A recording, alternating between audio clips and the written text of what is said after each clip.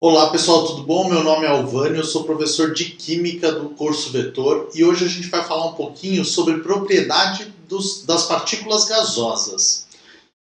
Bom, antes da gente falar exatamente das partículas gasosas, a gente vai falar um pouquinho sobre os outros dois estados da matéria, o sólido e o líquido.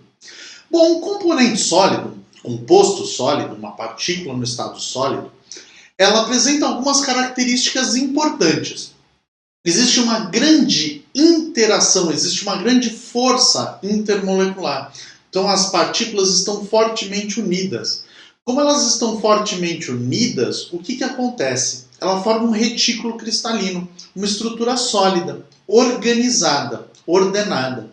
E a agitação das moléculas, o movimento das moléculas na partícula sólida, no componente sólido, é muito pequeno. Então, quando a gente fala de um sólido, ele é um retículo cristalino organizado, ele tem grandes forças intermoleculares e pequeno movimento das moléculas. Isso confere a um sólido algumas características específicas. Um sólido, ele tem forma e volume fixo. Então, se eu pegar uma partícula sólida, um composto sólido, ele vai ter uma forma definida e vai ter um volume fixo.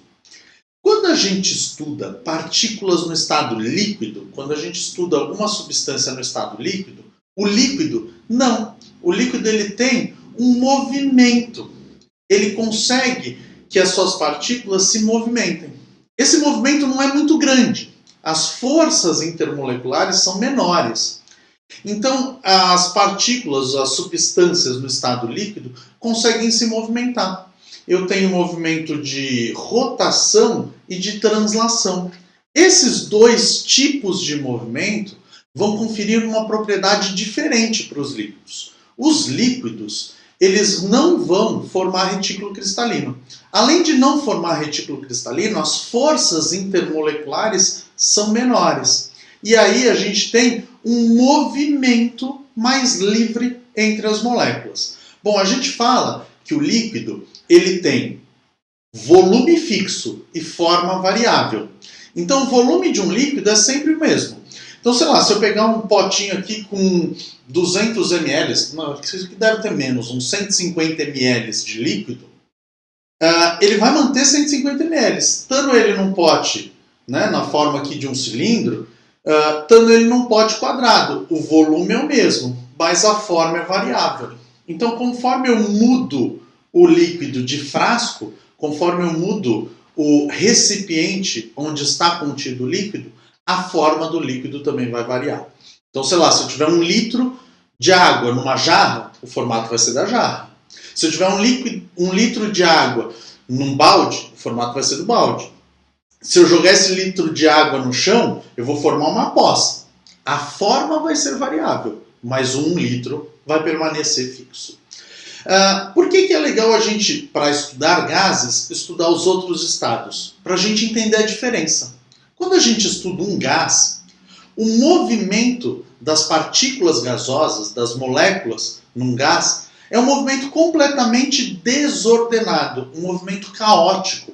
Esse movimento caótico acontece justamente pela ausência das forças intermoleculares.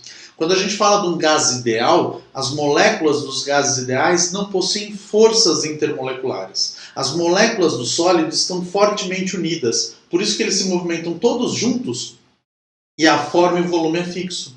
No líquido, essa força é menor, então as moléculas conseguem se movimentar mudando a forma, mas não vai variar o volume. Quando a gente fala de um gás, esse movimento caótico das moléculas faz com que o gás não tenha nem forma, nem volume fixo. Então, quando a gente estuda um gás, quando a gente estuda as partículas gasosas, o que acontece? Ele não forma um retículo cristalino, que nem o líquido, não possui forças intermoleculares, quando a gente está falando de gases ideais, e as moléculas têm um movimento muito grande, caótico. Com isso, quando a gente estuda o gás, a gente fala o seguinte, a gente fala que o gás tem volume e forma dependentes do frasco onde ele está contido. Então, qual é o volume de um gás? É o volume do recipiente onde ele está contido.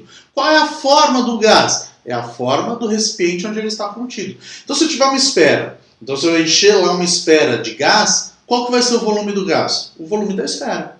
Se eu encher uma esfera de gás, qual que vai ser a forma do gás? A forma da esfera. Ah, eu pus num cilindro. Então o formato vai ser o cilindro. E o volume? O volume do cilindro. Ah, não, o gás escapou para o ambiente. Qual que vai ser o volume que ele vai ocupar? Vai ser o volume do recipiente onde ele está contido. Então, se ele se espalhar por toda a sala, o volume do gás vai ser o volume da sala. Então, quando a gente estuda partículas gasosas, para a gente conseguir definir algumas coisas dos gases, a gente precisa tomar cuidado com 3 grandezas. A gente precisa, para estudar um gás, a gente precisa estudar o volume, que depende do gás, no caso do gás, depende do recipiente onde ele está contido. A gente precisa estudar a temperatura, o grau de agitação das moléculas, e a gente precisa estudar a pressão, a força com que esse gás empurra as paredes do recipiente onde ele está contido. Com essas 3 grandezas, aí a gente consegue estudar uma 4ª grandeza, que é a grandeza de quantidade.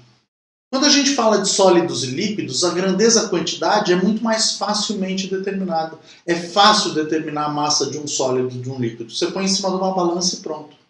Para você determinar a massa de um gás, a grandeza, a quantidade, não é tão fácil de ser mensurada, não é tão fácil de ser medida. Então, quando a gente estuda um gás, a gente precisa entender o funcionamento desse gás, estudar as grandezas envolvidas no gás, volume, pressão e temperatura, para aí sim a gente conseguir determinar a quantidade. Para aí sim a gente conseguir falar do número de partículas gasosas. Tá certo? Bom, espero que você tenha gostado do vídeo. Se você quiser conhecer um pouquinho mais do nosso trabalho, acessa o nosso canal e lá você vai ver muitos outros vídeos como esse. Um abraço e até a próxima.